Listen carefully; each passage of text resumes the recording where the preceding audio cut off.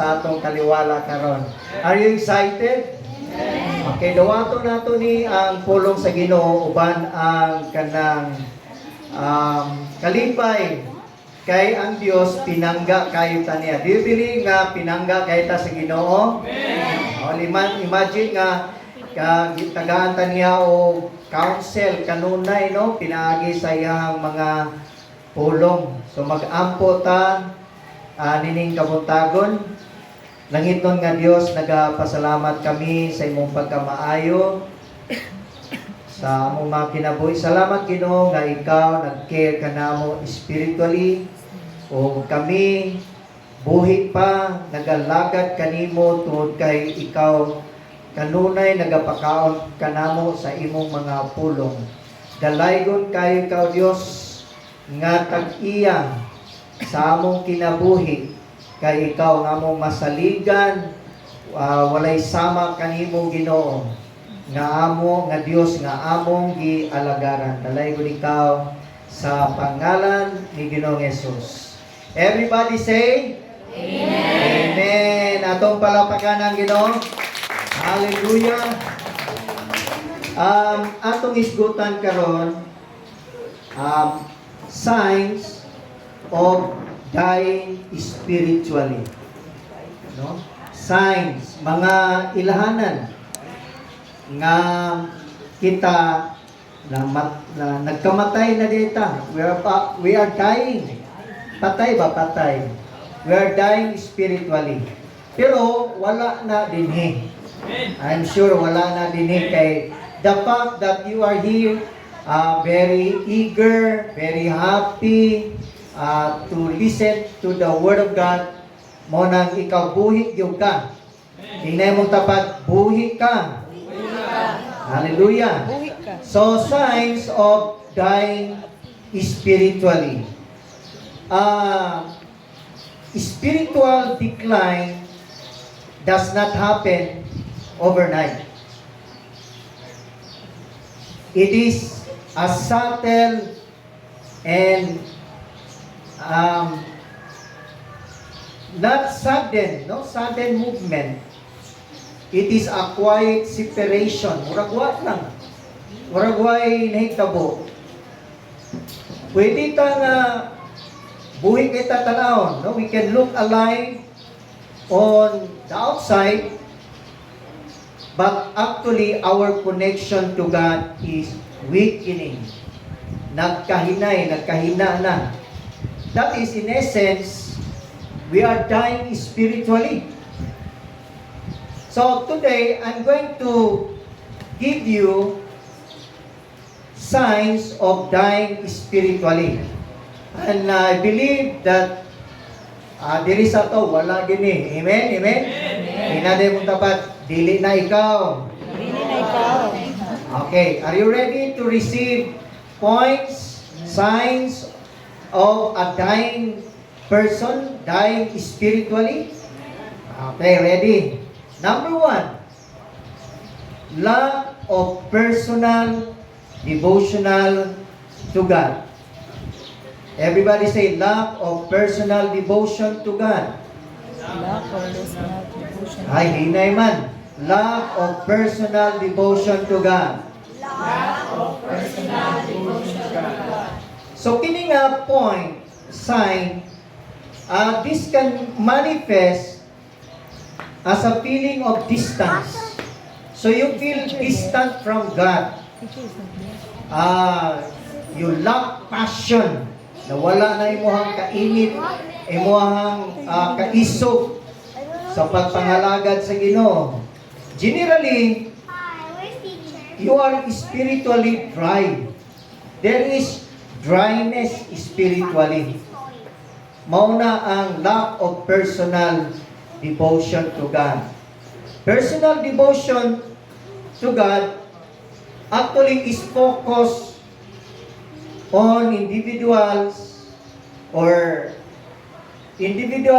spending time with God, no, for building our relationship with God. Naba kanini nga you have the time to build your relationship with God. Do you have this time? Do you have time to God? Oh, na nag-practice ka o prayer. Are you involved in our chain prayer and fasting? Oh, dapat mo involved ta para dili ta mamatay, no? Spiritually. How about your Bible reading? At good. Now take note that our goal for this year, at least we can read the Bible from cover to cover once a year. Is that your goal, that you are going to read your Bible once a year from cover to cover? I hope so. So let us continue to meditate and worship the Lord para dili ta mamatay spiritually. Kaya kung muhunong ka o meditate sa Word of God, then wala kay praise and worship, wala kay personal prayer, wala kay personal devotion to God, wala kay pasabasa sa Bible, then I will assure you na you will die smoothly. You will die spiritually. So my advice is, kining Psalm 91 verse 1. Says here, he who dwells in the shelter of the Most High will abide in the shadow of the Almighty. Wow, muna siyang the psalmist David saying, kung naa ka sa shelter, hibaw kung saan yung shelter, mura ni balay ba, nga mo cover ni mo, nindot imuhang paminaw, kay naay nagtabo ni mo, na ilandong, bisag init-init kini nga tong lugar karon dire, pero may na lang kay walang punta magrenta. Kanang uban bugnaw tuod pero nag-uol sa renta. Now, in the presence of God, para kang nandyan sa ilalim ng punong kahoy. You will be under the shadow of the Almighty. You are under the protection of God. Bisag nagkalisod ka, pero makasurvive yapon ka. Amen? Wow, basta puno ka sa personal devotion to God, ay dili gyud ka mawala. Naay mga causes nga nung nagluya ka sa Ginoo. Una siguro mga distraction sa kinabuhi, distraction of life. Is your life distracted by a lot of things in life like worries? Isa man diri si kabalaka. Sige mo kabalaka nga kapag kanindot na siyang balay. Sige mo kabalaka nga naman kay sakyanan. Sige mo kabalaka nga di ba nag-graduate ka nga cum laude ka, magna cum laude ka, nakahuman ka eskwela. Ayaw ka gool. Amen? Amen. Kay kung mag-goal ka, mag-worry ka, ang pasabot, you are distracted with this kind of life.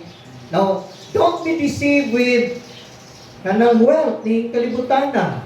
Usahay, mag-focus kita ang atong kinabuhi, pulos lang pangwarta, malimta nato ang Ginoo. No? So, kanang lack of personal devotion to God, dapat dili ka distracted sa mga kabalakan nining kalibutanan. You should not neglect spiritual discipline. May kay ka, sige kang jogging, pero spiritually, wala kay jogging-jogging. O, dapat mag-jogging po ka. Kung saan mag-jogging spiritually, kung mag-kuhan ka, kanang kamaw ka mo pataas mong mga kamot, mag-praise and worship. O, kining mga young people nato, kamaw na ba mo pataasan yung mga kamot? Alam, murag dili gyud, bipay pataas tayo yung kamot, eh. Everybody, raise your hand. Wow. Puti man din nila parang inyong mga kamot, no?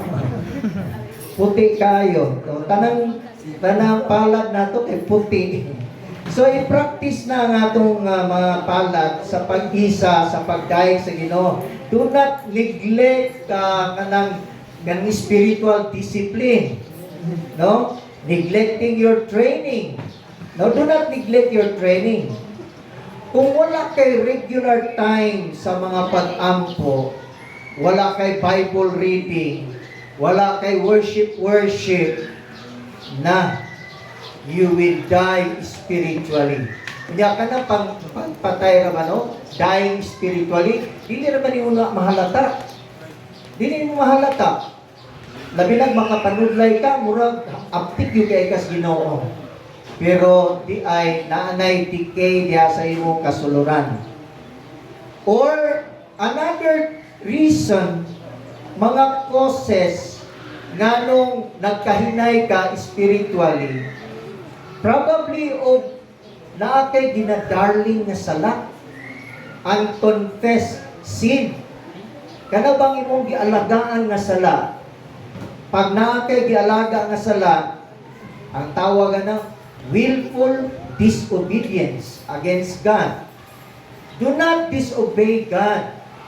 Amen? Oh, kanang unrepented sin. Mga sala nga wala ka makarepent. Mao na reason, mga cause nga muadto ka sa kulang ka o personal devotion to God. And lack of personal devotion to God is a sign that you are dying, you are slowly dying spiritually. Hallelujah! Palakpakan nato ang Ginoo. Praise God! Praise the name of Jesus. Glory to God. Okay, so sa itong number 1, lack of personal devotion to God. Okay, adto ta sa number 2. Number 2 signs of dying spiritually. So, pila na naka-sign? Number 2. Ayaw kalimtin siya kay mag-exam na ba ko niya dako kayo ni nga mo mga prizes. Okay, number 2 sign of dying spiritually. La, kini na ba kayo ni? No time to go to church. Everybody say, no time to go to church. No time to go to church. Sa Hebrews chapter 10, verse 25, Nadia, nagayon, and let us consider how to stir up one another to love and good works, not neglecting to meet together, as in the habit of some, but encouraging one another. So, mo na isugo sa Ginoo. Dapat, diling ta, o dapat naatay time, nga muadtog simbahan. Kay Kristohanan kay ka. Dapat na mo ang pagpangalagad. Ang problema kay you are very inconsiderate. Ingon ang Bible, consider. Everybody say consider. Consider. What do you consider? You consider to stir up other believers in the Lord, in the church.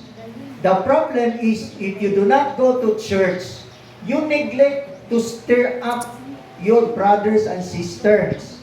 No? Amen? You cannot stir up your brother to do love. You cannot stir up others to do good works. Why? Because you miss the church.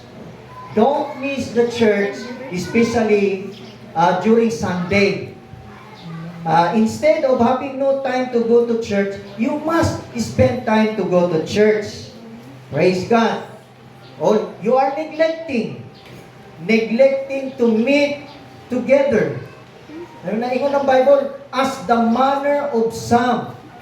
O naagid sa una pa din, no? Kanang naagid manner sa uban. Kung sa'yo manner sa uban, dili mo atong simbahan. Walay time sa simbahan. Ay, Pastor, salamat. Dili day ko nagkinusara. Ha? Ganahan ko day ka nga dili ka mo atong simbahan? Naingon na ba ang Bible, no? As the manner, as the habit of some. Sa ato pa, naagi mga tao nga wala nila gi-value ang pag-adtog simbahan. Kusog lang mo ingon og born again ko no siya, believer ko no siya. Pero walay simba-simba. Dapat mo simba ka because you have an obligation to stir up one another. Praise the Lord. Amen? Hallelujah. In Proverbs chapter 18, verse 1, it says here, whosoever isolates himself seeks his own desire. He breaks out against all sound judgment. Tanaw rin kung sa giingon sa Bible, kung dili ka musimba, nagingon ang Bible, kung dili ka musimba, magsunod ra ka sa imong desire kanunay. Sa may mga desire, gusto lang ka magdula og email kanunay, butan yun ka, tinuod, butan yun ka, wala di ka makadisturbo sa uban, kay you're alone. Pero, wala ka musimba. No. Own desire. Then, another tragic thing on this verse, when you do not go to church, you are breaking out against all sound judgment. Mga sound judgment, mga nindot nga mga judgment sa imong kinabuhi, imong gipalayuan. Kapalayo ka sa mga maayong judgment, may pangunahuna. Basta, dili ka musimba. Why? Because when you go to church, you will learn, you will receive spiritual upliftment. You will receive sound judgment. But if you isolate, you are breaking out against all sound judgment. Take note that attending church is not a waste of time. Do you believe that attending church is not a waste of time? Yes. Dili na dapat ka moingon nga, Lord, musimba pa ba ko ron? Dili na.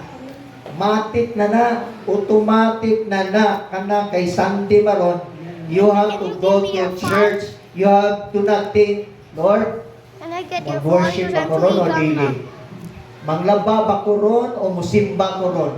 Kana ginahanang mga huna-huna, ambot pasabot ana, murag wa pa ginay revelation sa Ginoo ba? Wala pa gid makatugtad nga ang pagsimba di ay panalangin ka na. Amen? No waste of time when you spend time with God. And Sunday celebration is not an issue anymore to you. It is a priority. Automatic na gyud na, musimba gyud ka. Be, kung mubalos ang pastor, may nga din siya, mo-announce din siya sa group chat. Sorry guys, I cannot be in church today because I'm busy. Malipay ka mo, ana. Dili mo malipay, no? Dili mo malipay, mag-uol yun mo. Ang inyong tendensya na, bali na lang kong simbahan, no? Muhalto na lang ko sa kuan kanang interfaith. Muhalto na lang ko sa New Life. Kay diha sa royalty, palta man ang simba diha. Ngalang, nagsugod man na sa imuha. Dapat dili ka mo palta. Amen? Hallelujah. Lagi, sa pantay lang mo, okay? Palusan ka mo ba?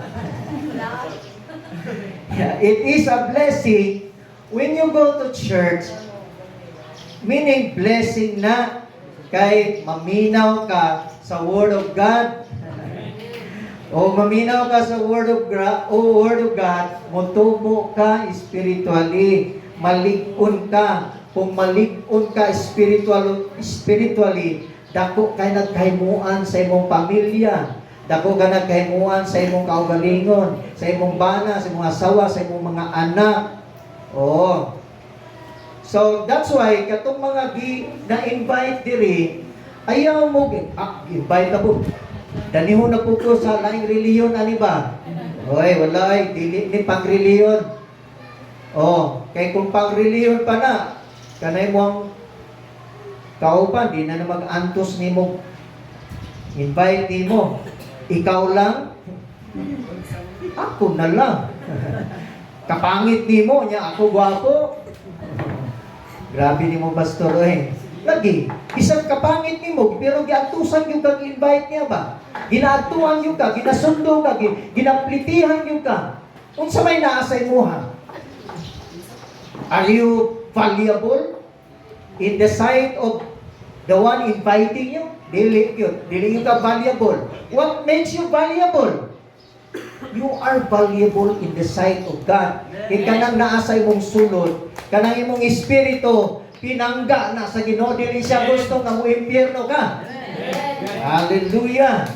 So be blessed because it means that He cares for you. He cares ka na niya. Psalm 27 verse 4. Ingon na, mo ni siya, nindot kayo ni David ba? Kailangan ba ka ni David? Ingon na ni. One thing I have asked of the Lord, that I will seek after, that I may dwell in the house of the Lord all the days of my life, and to gaze upon the bounty, the beauty of the Lord, and to inquire in His temple. Matod pa ni, o sa binisaya pa ni, sa ako nga translation, kay ba ko nga, nganong mangita dito sa Ginoo? Nganong mangita ko sa Ginoo, nga mao gyud akong gipangita sa Ginoo. Meaning, David found in seeking God very valuable. Mas labaw pa na sa gold o sa mga treasures nining kalibutana. Unsa iyahang gipangandoy? That I may dwell in the house of the Lord all the days of my life. That's the desire of David, that I may dwell in the house of the Lord. Pero opposite ka. Hadlok ka og simbahan. Samantalang si David, gusto niya, all the days of my life, I will dwell in the house of the Lord. Kakaiba ka. Inaybang tapat. Huwag kang ganon.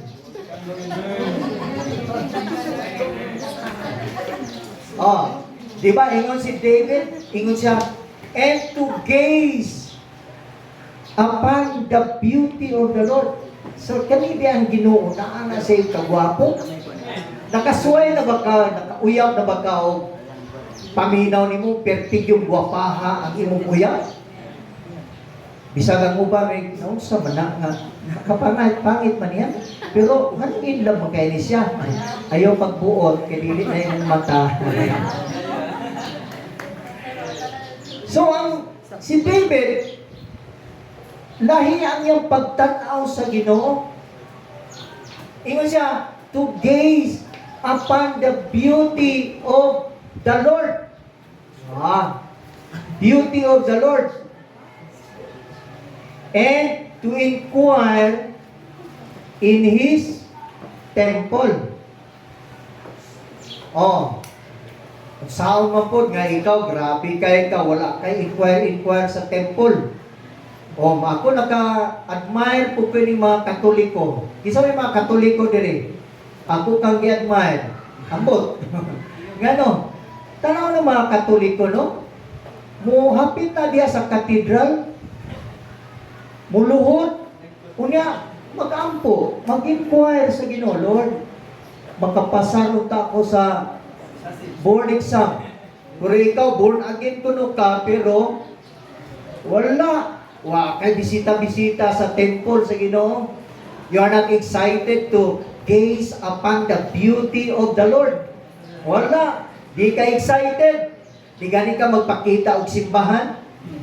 Hallelujah. Ngano, nagpakita di ka simbahan? Mag-decide lang gani ka nga ikaw rang usa. Unya, pag nagkamali, nagkamuritsing ang kinabuhi, muato din sa pastor, dako kayo problema, pastor. Kung sa may mong problema, may nga na pastor nga, taguan ko na lang din akong kwarta, kaya mahulang na po niba.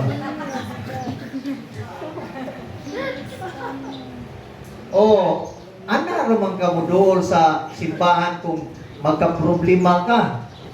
Ayaw. Doon sa simbahan kung daghan ka kwarta, panghatag po sa pastor.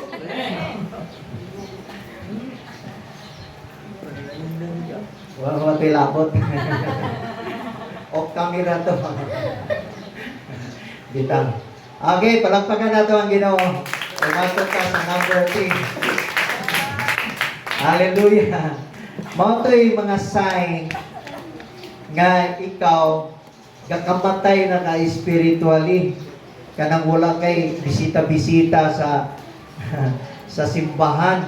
O dapat magbisita po ka sa simbahan. Okay, number 3. Number 3 sign that you are dying spiritually. Number 3, excited in worldly things. Grabe, no? Excited. Dili ka excited mo simba, pero excited ka sa mga worldly things. Mo na ka excited nimo, ka excited na, no? Dili ka excited mo simba, pero excited ka sa mga worldly things. O, labi ng lust of the flesh, kanang mag-crave ka mga physical pleasure.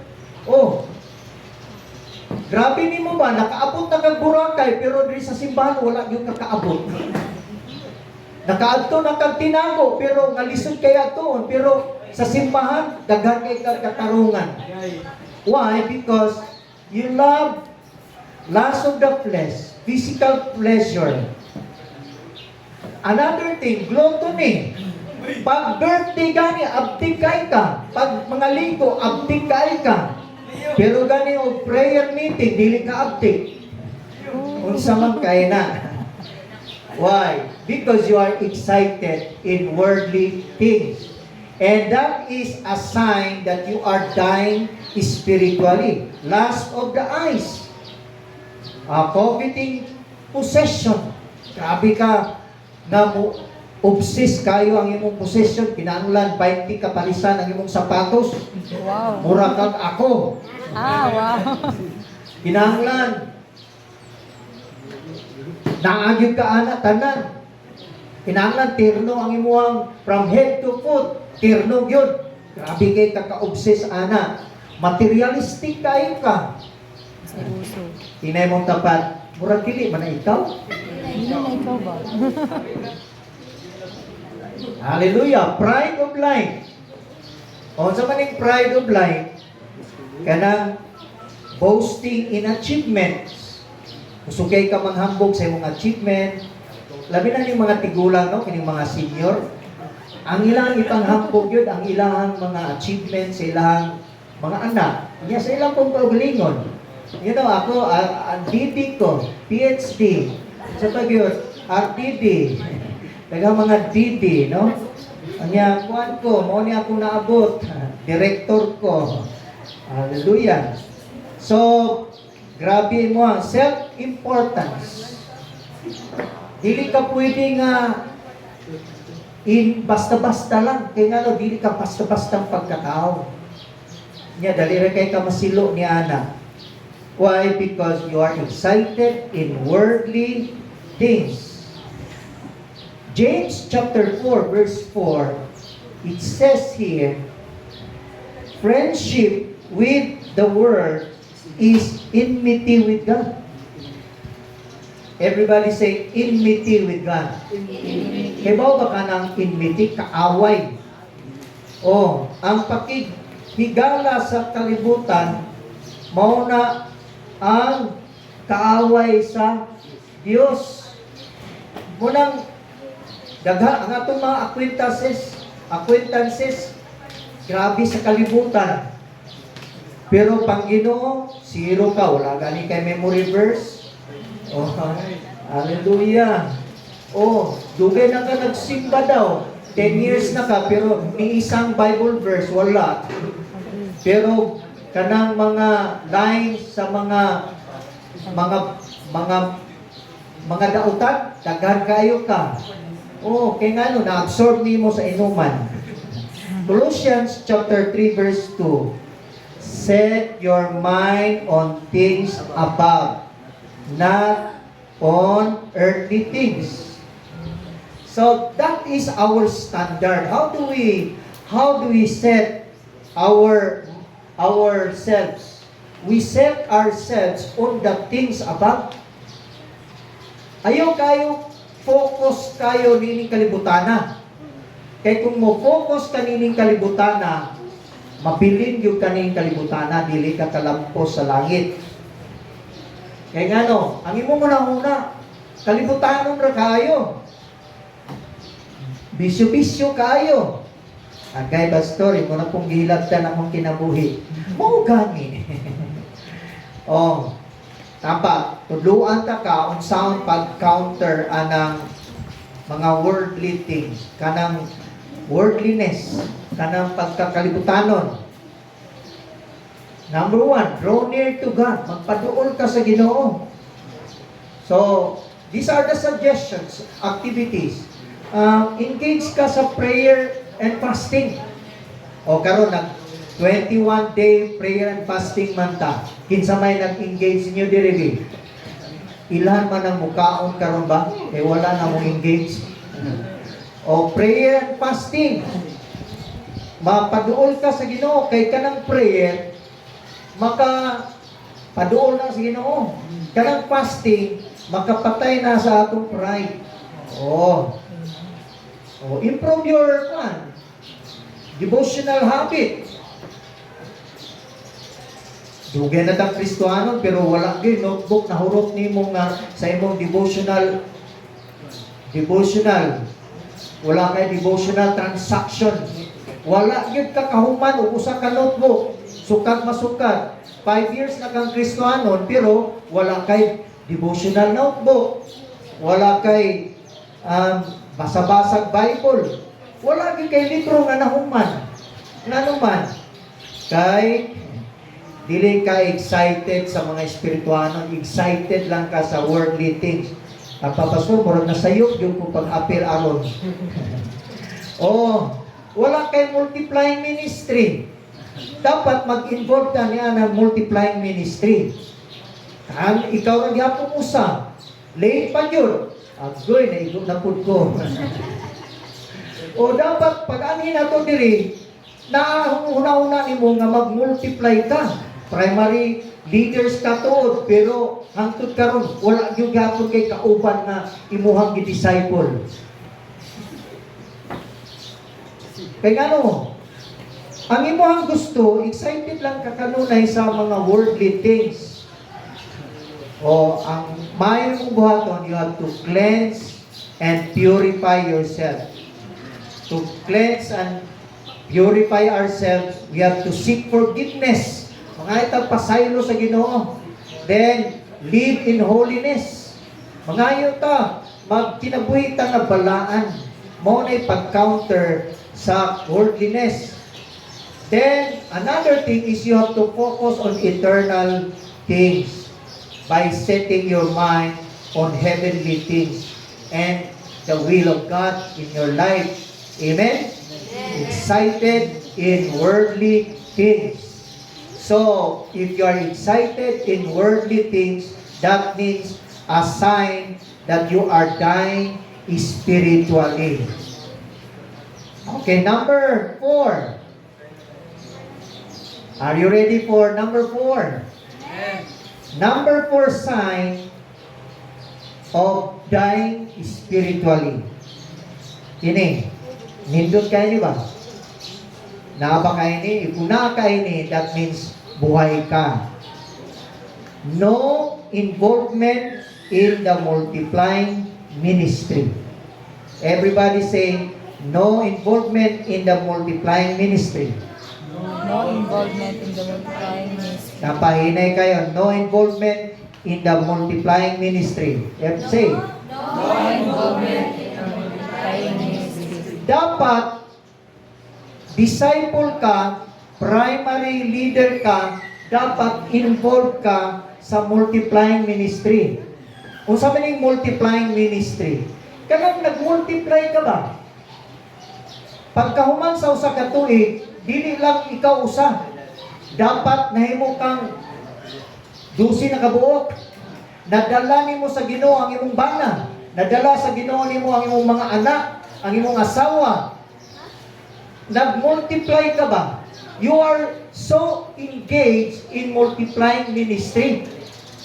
So if you are engaged in multiplying ministry, you are not dying spiritually.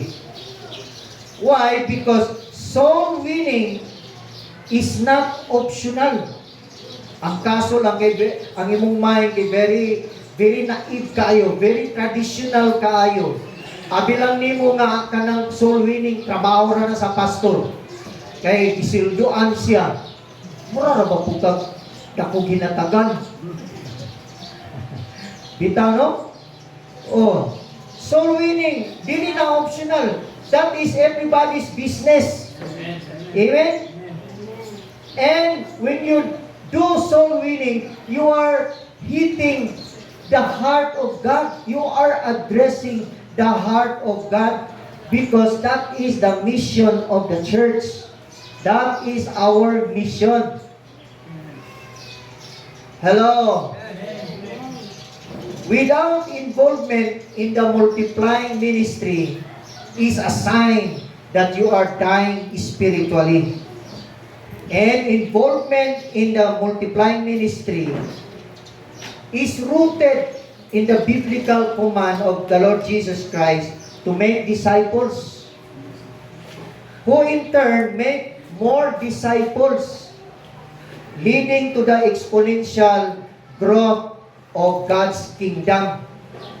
Ngano, musugot lang mo nga atong simbahan, kanunay lang 50 ra ka buok. Ha? Unsa man musugot mo nga 50 ra ka buok ang atong simbahan? Murag ganahan po mo ba? Pastor, ganahan na niya ng 50 ra ka buok kay para makakaon ni tanan. Grabe po ka ba? Grabe po ka greedy ba? Don't be greedy.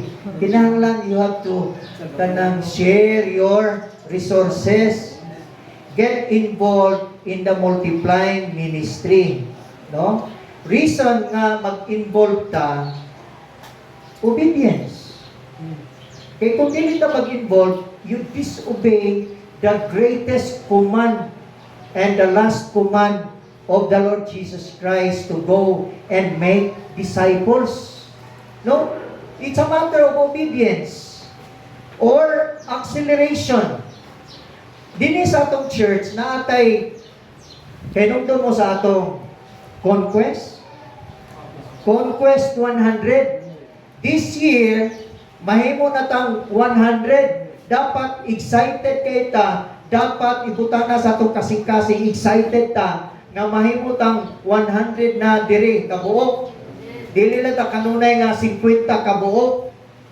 Kay involvement will make us accelerate in number.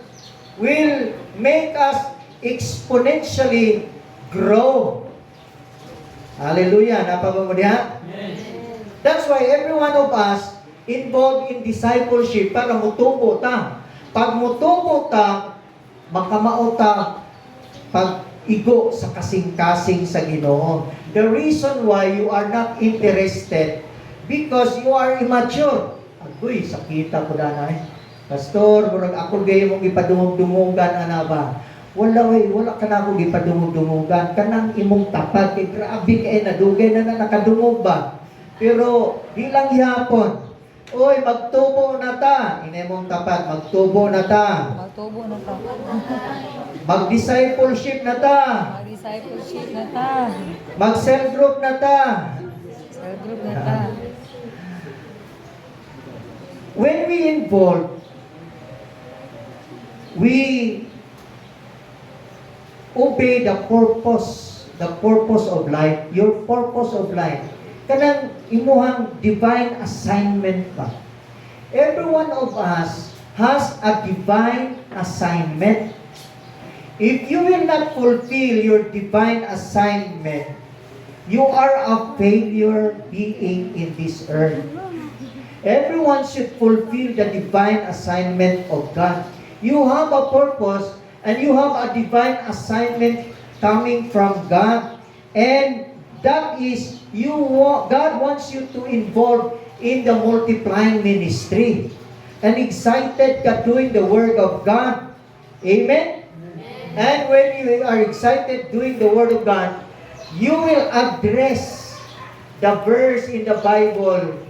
The harvest is truly plentiful, plenteous, but the laborers are few. Do you want to be one of the laborers in the kingdom of God? Oh, excited ka mag-open of cell group? Excited ka mo magpagamit ya sa cell group? Sa imong mga resources? Sa una nga, wala pa kay trabaho, nag-apo ka sa Ginoo, kung magkatrabaho lang ko, muamot yung kung paan ba?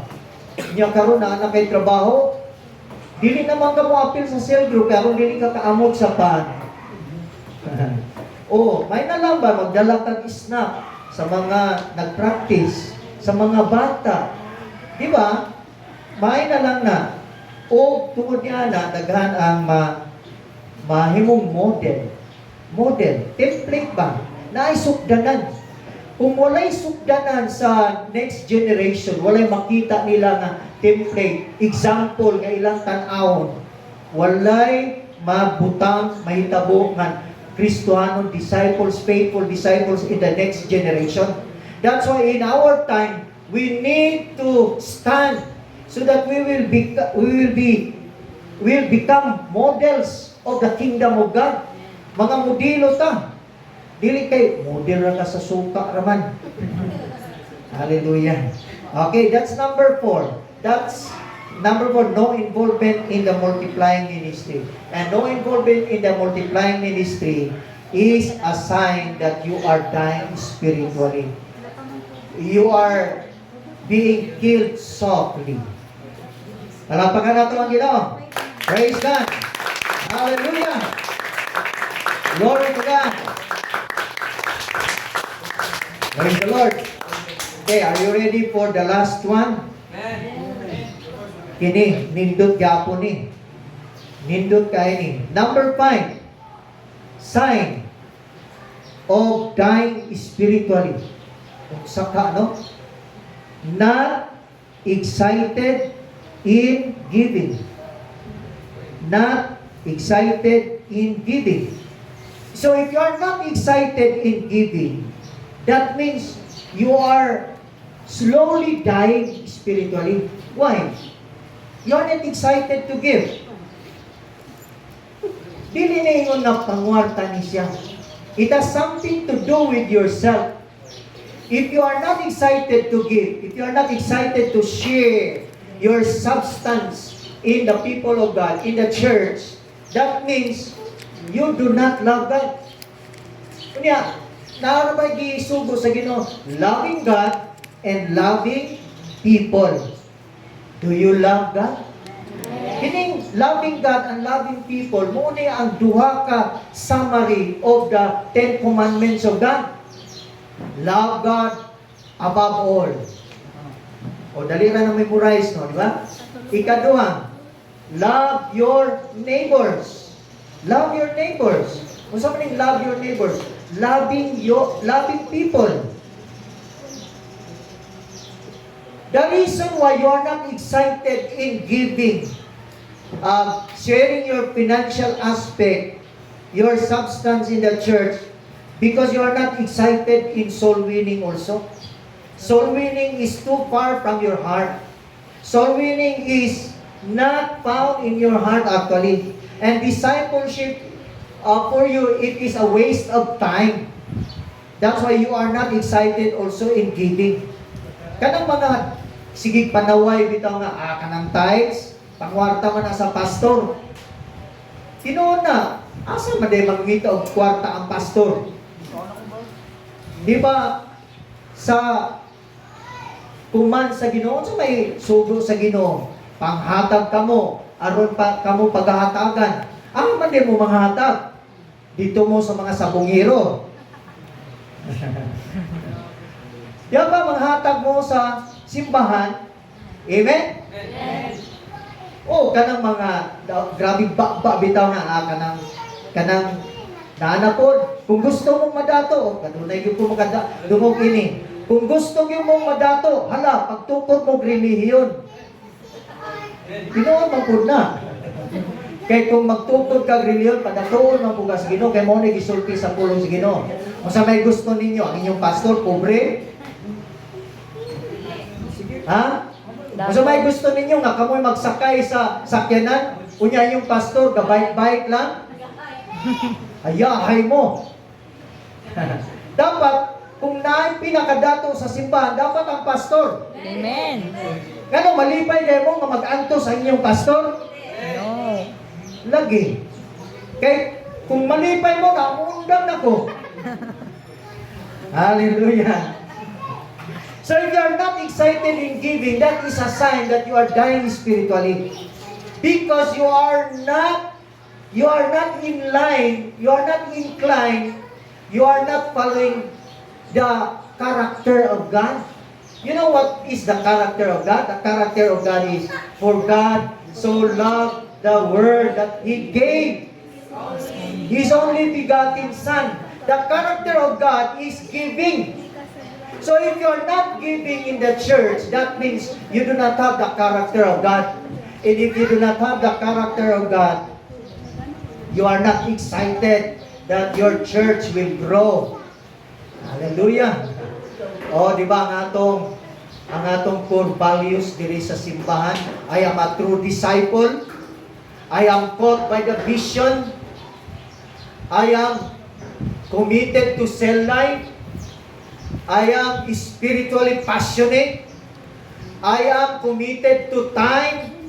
I am, dagan pa, I am submissive to authority. Memorize man ni pastor. Ako wala pa man.